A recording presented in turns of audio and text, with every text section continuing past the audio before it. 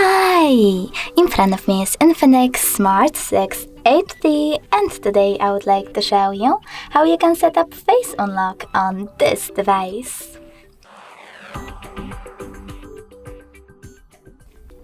First of all, you need to access Settings and click on Security section after scrolling down. Now tap on Face Unlock and enter your current screen lock. Following that, you need to choose Enroll Face, read all of those instructions and tap on Next. Then remember to keep your face in frame. After that, you need to select one of those options by tapping on the best one for you.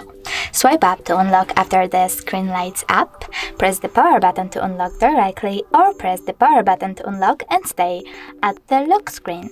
I will go with maybe the first one. When you're ready, click on Done, and also you can adjust all of those face unlock settings however you wish to. Then click on Home button, and now when I turn off my screen and then turn it back on,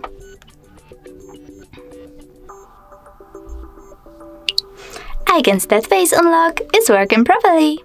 Thanks so much for watching. If you enjoyed this video, don't forget to leave a like, comment and subscribe. Bye!